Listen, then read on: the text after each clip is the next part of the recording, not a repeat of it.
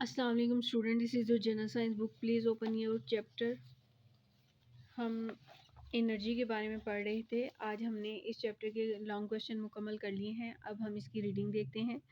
Energy के बारे में, यानी बॉडी के अंदर कोई भी काम करने की जो सलाहियत होती है वो आपकी एनर्जी कहलाती है। तो energy makes change possible. Energy की वजह से जो है चेंज पॉसिबल हो जाता है। वो use it while doing things. It moves cars along the road and boats over the water. कश्तियाँ जो हैं वो पानी के ऊपर जो चलती हैं वो भी एनर्जी की वजह से चलती हैं। गाड़ियाँ जो सड़कों पर दौड़ती हैं एनर्जी की वजह से दौड़ती हैं। It कुक्स our food and keep ice frozen in the freezer.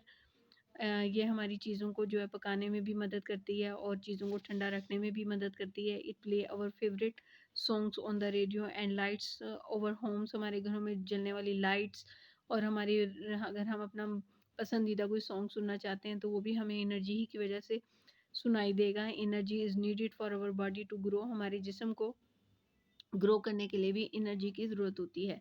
Scientist define energy is ability to do work. किसी भी बॉडी के अंदर काम करने की जो सलाहियत होती है उसे हम क्या कहते हैं? एनर्जी कहते हैं। फिर हमने देखा था फॉर्म्स ऑफ एनर्जी, तो उसमें हमने पोटेंशियल एनर्जी देखा था, केमिकल एनर्जी, पोटेंशियल एनर्जी देखा था, काइनेटिक एनर्जी देखा था। और forms of energy is found in the different forms such as a light, heat, chemical energy. We can put all the forms of energy in two categories, एक potential में और एक kinetic में। तो आपका जो पहला लॉन्ग क्वेश्चन था उसमें आपने पोटेंशियल एनर्जी और काइनेटिक एनर्जी के बारे में देखा था। अब इनकी तो हमने रीडिंग कर ली थी। अब हम देखते हैं केमिकल एनर्जी क्या होती है। Chemical energy is the form of the potential energy. यानी जो हमने टॉपिक पढ़ा था ना पोटेंशियल एनर्जी, तो पोटेंशियल एनर्जी में जो जो चीज़ें आती हैं उसमें केमिकल एनर्जी है। Chemical energy is a form of the potential energy. It is store in the food. ये फूड के अंदर स्टोर हुई होती है। बैटरीज में होती है। फ्यूल्स ईंधन में होती है। फ्यूल्स कौन कौन से हैं? कोल, पेट्रोल एंड नेचुरल गैस। जब भी फ्यूल का जिक्र होगा फॉसिल फ्यूल का, तो उसमें आपका कोल, पेट्रोल और नेचुरल गैस आएंगे। और इसके अलावा food, fuels and batteries release the chemical energy as result of the chemical reaction. के जब केमिकल रिएक्शन होता है तो ये अपनी अपनी एनर्जियाँ रिलीज़ करते हैं। फिर इसके बाद आपका आ जाता है स्टोर्ड मैकेनिकल एनर्जी। दूसरी फॉर्म, ये भी पोटेंशियल एनर्जी की दूसरी फॉर्म है mechanical energy. Mechanical energy is the energy stored in the object by the application of the force. compressed spring and stretch rubber band possess stored mechanical energy। कि आपने अगर कोई spring दबाया है और उसको फिर छोड़ दिया तो स्प्रिंग बार बार हरकत करेगा। ये मैकेनिकल एनर्जी की एक मिसाल है।